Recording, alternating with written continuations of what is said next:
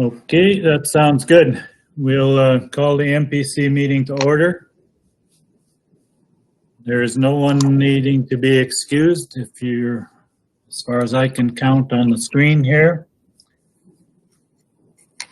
The minutes from June the 10th were circulated. Yubi moves as circulated. I will. Any discussion whatsoever? All in favor? Those are passed. Are there any post-agenda items for MPC?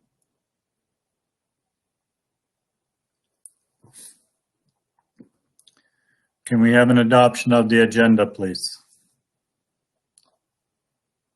Anne Marie moves. All in favor? Okay, that is passed, and we'll move on to subdivisions. And I'm searching. There you go. I'm searching my. Good. Go ahead, Maria. All right. So this is subdivision file number 2021-0-005. The proposal is to create one new parcel, 1.201 hectares or about 3 acres in size, containing an existing residence in the southwest of 2014. This is about 5 kilometers east of the village of Dutchess in Division 8. The subject parcel has just gone through a land use amendment, which was given the second and third reading at the last council meeting. This amendment was to rezone this land as acreage residential. And the reason for that is because this is the 6th parcel out of that quarter section. And so that land use amendment would allow for this subdivision to happen.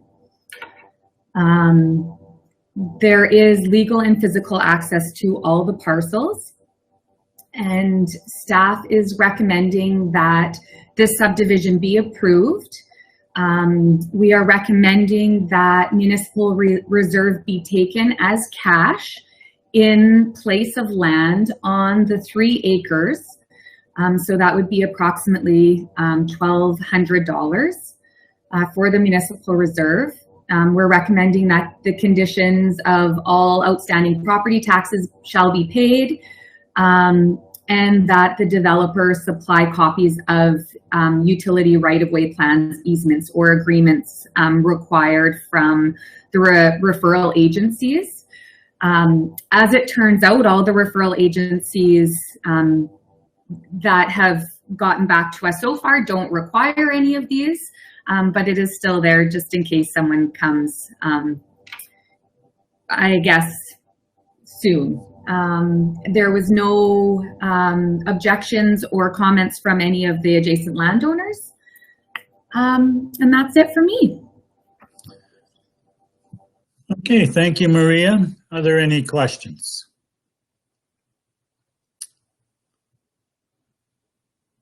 Yes, Brian. No question. Motion to approve. Thanks, Brian. Any further discussion whatsoever? Seeing no one coming forward, I will ask the question. All in favor? That is passed. Thank you. And moving on to development permits, Shanley. Development permit 2021046 is to install a moved-in dwelling with an attached deck to be used as a second dwelling on the site. The moved-in dwelling was constructed in approximately 1990, and the applicant has provided photos.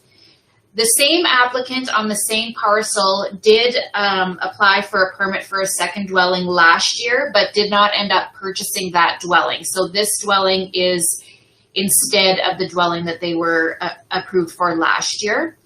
We're recommending the minimum security deposit of $5,000. There was no issues or concerns from staff. There was no response from adjacent landowners, and we're recommending approval with conditions.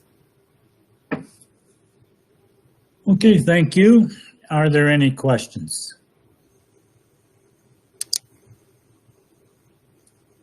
Seeing none, could we have a motion, please? I'll take Tracy. Moves as recommended. Any further discussion whatsoever? And I'll call the question. All in favor?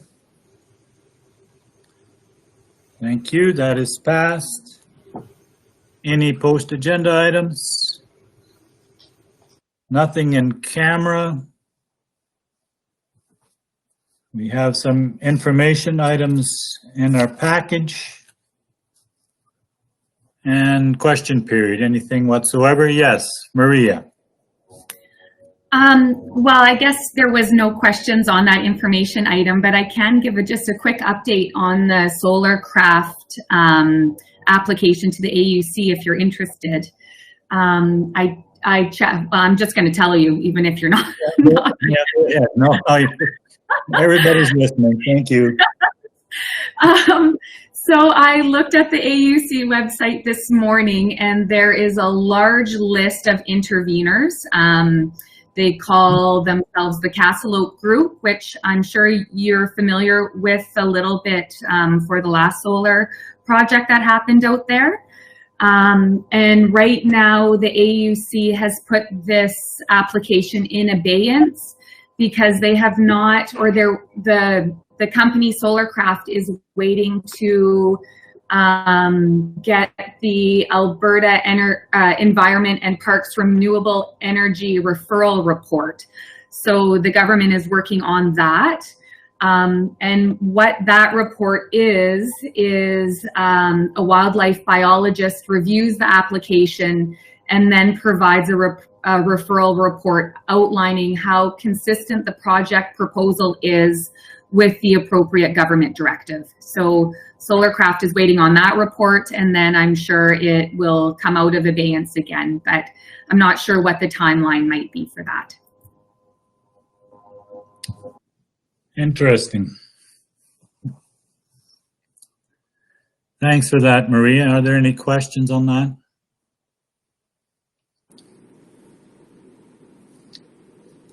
Yes, Brian.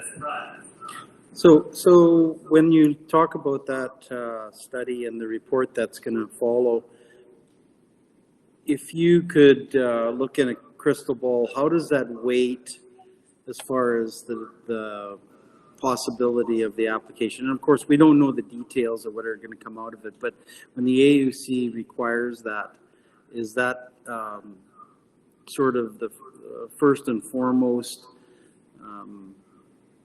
criteria that has to pass or be acceptable before it can move on to any other stuff, or how does it fit into the whole approval process as far as that specific report? As far as I am aware, the AUC will take this report and then they'll decide based on social, economic, and environmental factors how they want to proceed with the approval. With some of the other applications that I've seen, the site plan has had to change based on wildlife that was noted on the site.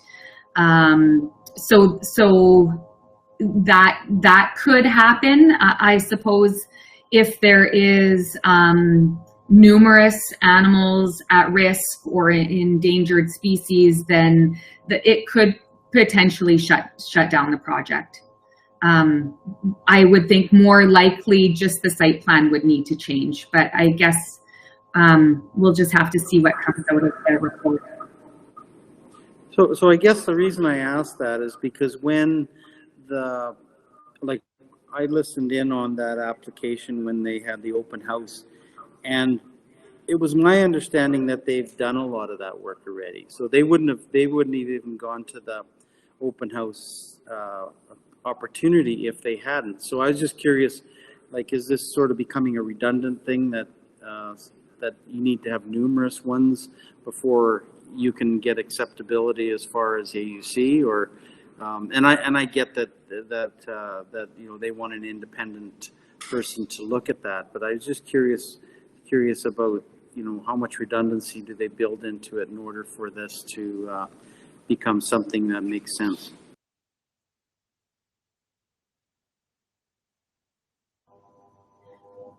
Yeah, I think you're right that the company has to do some preliminary research, and then the government also does backup analysis. So, yeah, as far as redundancy, I guess it's there's a lot of fact checking involved. Thank you, Maria.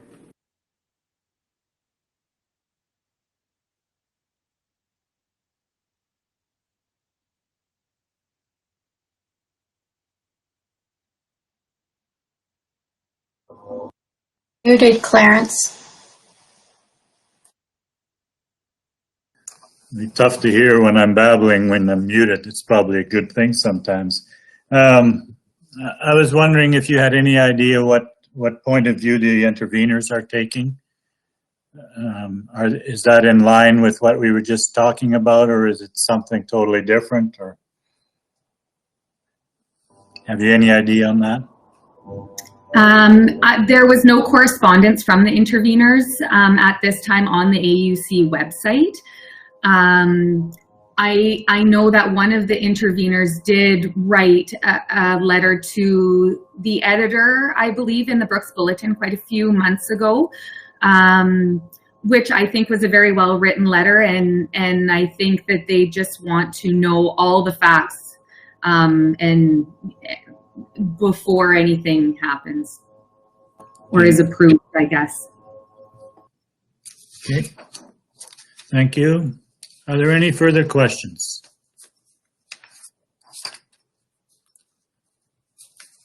Seeing none, I will adjourn the meeting. Thanks everyone for your cooperation.